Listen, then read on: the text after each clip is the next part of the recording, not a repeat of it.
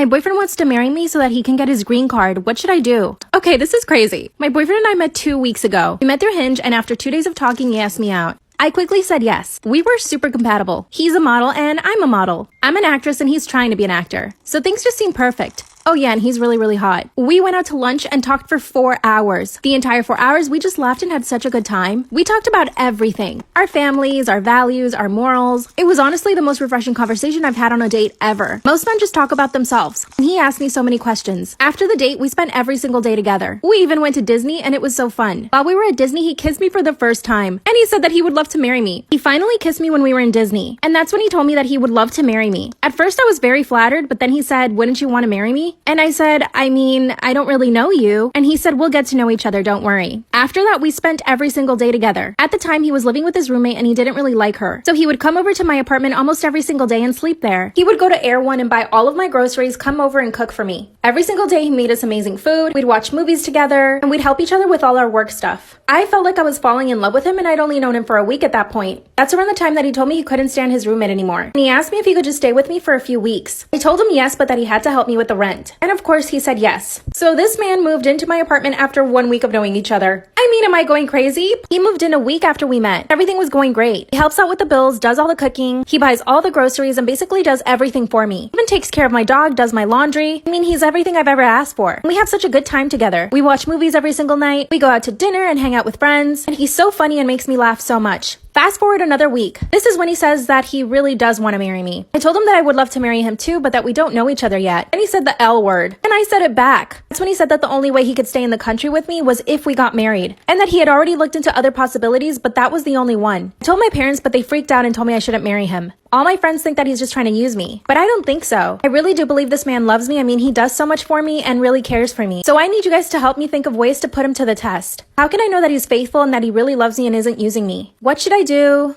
Am I wrong for turning down a family vacation because I would have to pay and my sister wouldn't? My 28 female parents are organizing a family holiday abroad and have approached me stating that they will be paying for my sister's 30 female holiday but not mine. This is because to them, I can afford it and she cannot. And this is the only way we would all be able to go on vacation together. They can't afford to pay for both of us. They said that it's their money and they can do as they wish with it and that I am in a good spot financially right now and my sister isn't. If I ever find myself in a bad spot, they will help me out. But to me, it's not that simple. I am more financially stable than my sister because I have chosen to live in a cheaper area despite being further away from my friends, followed a career path where financial security is guaranteed, and always live well within my means. Whereas my sister has followed a career path which is unfair, I admit, underpaid, insisted on living close to her friends despite the high rent, and likes to spend more money on her lifestyle. My parents think that I am lucky that my passion lines up with a well-paid job, and my sister is unlucky that her passion does not. So my sister deserves more help due to that bad luck. They also think that I am lucky to have a partner that I can move away with to a cheaper area, and my sister, who doesn't currently have a serious partner, is unlucky in that respect, so it would be a greater deal to move away from her friends and therefore, again, unlucky. Again, they insist if the tables turn around and our fortunes are reversed, they would help me out. Am I the asshole for refusing this holiday and choosing one with my friends at the same time instead? If the money thing wasn't there, I probably would have chosen the family holiday. But I just feel like my frugal decisions are now being punished and that this is unfair. I'm not angling for my parents to pay for me too, and I also feel bad for kind of suggesting indirectly my sister pay for hers, but I still feel really hard done that my sister is being coddled and the fact that she spends quite a lot on a day-to-day basis, much more than me, is being rewarded. My parents and sister think I'm being money hungry and not very compassionate to my sister's unlucky love life and underpaid profession. This is stopping us from going on a vacation with all 4 of us, which is upsetting my parents. I think I've known Mom was a little kooky since I was a baby.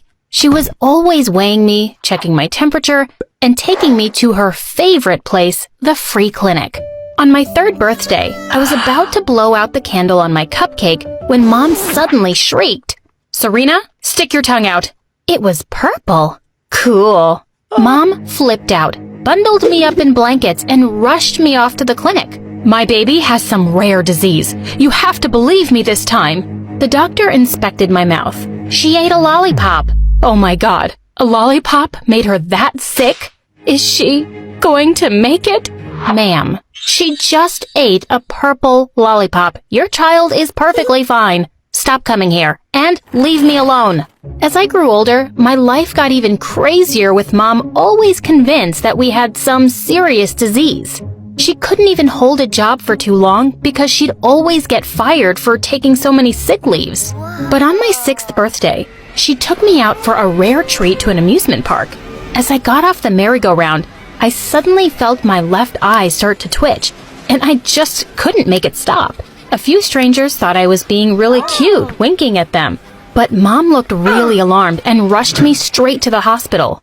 The doctors ran some tests and concluded that the involuntary winking was a minor condition called blepharospasm, usually triggered by excitement or stress. What? That doesn't even sound minor. It's perfectly harmless. A small procedure will fix it. But we didn't have the money for it. It's just a little winking, right? It'll be fine. You'll be fine. What could go wrong? Turns out, a lot. A few months after that, my mom got a job as a teaching assistant at a really posh school. She was psyched because that meant I could go to this school for free. But on the very first day, in the very first class, I ended up winking at our cranky old math teacher. She looked like I'd just spit on her. How dare you wink at me, you naughty child? Miss, I can't help it. It's a condition called blepharospasm.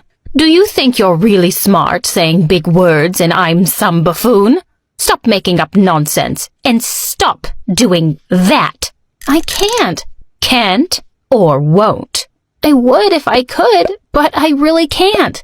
Everyone around me was falling off their chairs laughing when suddenly a girl spoke up. Miss, she did tell me that she was too smart for your class. What? I've never even seen you before. Okay, Miss Smarty Pants, why don't you solve this question? Oh, Miss, can I? My math tutor from China taught me this. I don't think she'd know. Look at her shoes. She looks poor. I walked up to the board and solved it in a second. A first grader could solve that. I guess having a fancy tutor doesn't make anyone smart if they're like, dumb. After that, Barbara swore vengeance on me. She was always pulling tricks on me to make me look idiotic. One time, she told everyone I was stinky and I'd pooped my pants. I did not. Did too. I just saw you winking again. Stinky Serena. She pulled my pants down and suddenly everyone burst into laughter. We can see your underpants. What an idiot. In the 4th grade, I got selected for an important speech for Christmas. But during rehearsal, I suddenly realized I didn't have the speech paper on me. I felt really nervous and I started to speak from memory, but my winking was set off and the principal looked really annoyed. Do you think this is some joke? You have to perform this speech in front of nuns and priests. You're not doing it. Barbara, you will. Barbara hopped on the stage and started reading out from a paper. It was my speech. But things got even worse by the time we reached 8th grade. The boys started paying me a lot more attention. One day in the gym, Barbara was clinging onto her jock boyfriend like a snake when I accidentally winked at him. He dropped Barbara to the floor and dashed straight towards me. That wink stole my heart, Serena. Be my girlfriend. Ew, you already have a girlfriend. Not anymore. He tried to kiss me, but just then, a flying stiletto hit my head. Get away from my man, you boyfriend stealer! Hearing that, another girl spoke up. She did it with my boyfriend too, and now he can't stop talking about her. Another jock chimed in. My girlfriend and I broke up because she winked at us both. Wait, when did that happen? Seconds later, the gym was filled with flying shoes as I tried to run for my life. Thankfully, just then, someone yelled, Guys, there's a new guy and he's super hot. Within seconds, everyone was out the door. Phew, a guy would keep these girls distracted for weeks. But when I saw him, I had to admit, he was a total babe. Class, I would like you to meet Victor, an exchange student from Russia. He'll be joining us for this school year. Without a word or a smile, he walked to his seat. Barbara turned to me and hissed, You can have all the boys you want, but Victor is mine. Stay away from him. What are you talking about? I'm not even doing anything. Yet. Over the next few days, Barbara kept following Victor like a desperate puppy.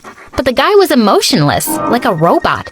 He wouldn't even smile back at anyone. But one day, Barbara saw me sneaking a glance at him and she pushed me from behind. I would have fallen to my death, but thank God, someone saved me.